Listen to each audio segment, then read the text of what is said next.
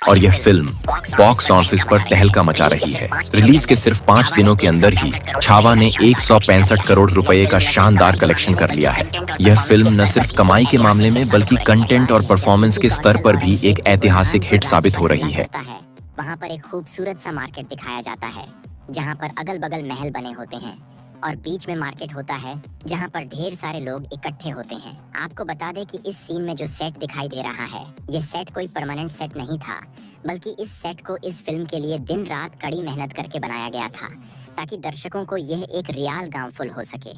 आप इस क्लिप में देख सकते हैं कि किस तरह से सेट को बनाया गया था। वही इसी सीन में जब विकी कौशल अपने सैनिकों को मरते देखते हैं तो खुद कर ऊपर आते हैं और तलवार से मुगलों के सेना को मारते हैं। वहाँ पर जो तलवारबाजी का परफेक्शन दिखाया गया था, आप देख सकते हैं कि उस सीन में परफेक्शन के लिए विकी कौशल को किस तरह तलवारबाजी के लिए ट्रेनिंग लेनी पड़ी थी। आपको बता दें कि जब बुरहान पर किले पर हुए हमले के सीन को शूट करना था, तो उसे सीन को शूट करने के लिए वहाँ पर जितने भी एक्टर्स और मार्क्स थे, यहाँ तक कि जो बैकग्राउंड में थे, उन्हें भी सुबह से लेकर शाम तक ट्रेनिंग दी गई थी।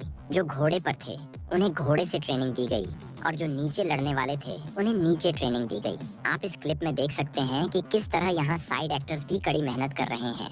यहाँ तक कि इस फाइटिंग सीन में परफेक्शन लाने के लिए घोड़े को भी ट्रेनिंग दी गई। इस फिल्म के लास्ट में जब संभाजी महाराज और उनके कवि को मुगल बंदी बनाकर रखते हैं और अंत में उनके कवि को मुगल वहाँ से लेकर जा रहे होते हैं, तभी छत्रपति संभाजी और उनके कवि दोस्त एक कविता कहते हैं। आपको बता दें कि इस सीन में जो इमोशन सीन दिखाया गया था, इन दोनों के बीच का वह कोई एक्टिंग नहीं, बल्कि वह सही में दोनों इस सीन को करते वक्त भावुक हो गए थे और रोने लगे थे।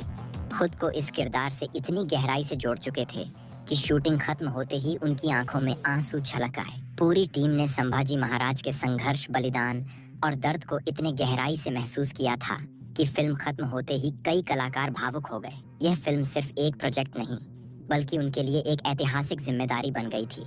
विक्की कौशल के लिए छत्रपति संभाजी महाराज का किरदार निभाना किसी युद्ध से कम नहीं था।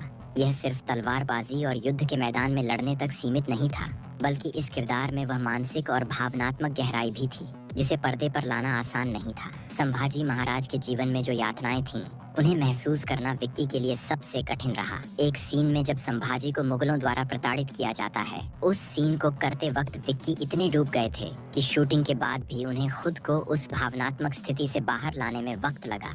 रश्मिका मंदाना, जिन्होंने येसुबाई भोंसले का किरदार निभाया, के लिए यह भूमिका भी चुनौतीपूर्ण रही। येसुबाई सिर्फ एक पत्नी ही नहीं थी, बल्कि एक निडर मराठा योद्धा भी थी।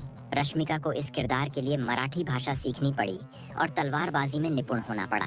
उन्होंने कई महीनों तक घुड़सवारी और युद्ध के प्रशिक्षण लिए ताकि वह पर्दे पर असली मराठा योद्धा की तरह नजर आए। अक्षय खन्ना, जो औरंगजेब की भूमिका में थे, के लिए यह किरदार मानसिक रूप से काफी चुनौतीपूर्ण था। औरंगजेब भारतीय इतिहास के सबसे क्रूर शासकों में से एक था और उसकी मानसिकता को समझना आसान नहीं था।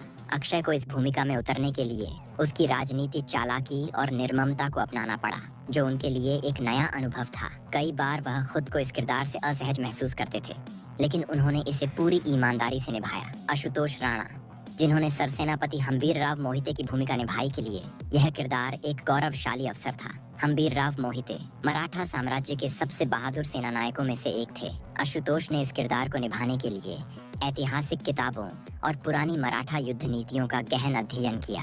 उनका लुक और बॉडी लैंग्वेज पूरी तरह से एक अनुभवी योद्धा की तरह बनाई गई, जिससे वह किरदार में पूरी तरह से ढल सके। दोस्तों, छत्रपति संभाजी महाराज का अंत भारतीय इतिहास का सबसे दुखद अध्याय है। 1889 में मुगल सम्राट औरंगजेब ने छल से संभाजी महाराज को बंदी बना लिया। उन पर इस्लाम कबूल करने का दबाव डाला गया, लेकिन उन्होंने अपने धर्म और मराठा गौरव के आगे झुकने से इनकार कर दिया। क्रोधित होकर औरंगजेब ने उन्हें अमानवीय यातनाएं दी। संभाजी महाराज को कई दिनों तक यातनाएं दी गईं, उनकी आंखें निकाल दी गईं, उनकी जीभ काट दी गई ताकि वे अपनी वीरता की गाथा सुना न सकें। फिर भी उन्होंने अंतिम समय तक हर हर महादेव का उद्घोष किया। आखिरकार उन्हें मौत के घाट उतार दिया गया, लेकिन उनकी वीरता और बलिदान हमेशा के लिए अमर हो गया। छावा सिर्फ एक फिल्म नहीं, बल्कि इतिहास के उस अध्याय का प्रतीक है जिसे हर भारतीय को जानना चाहिए।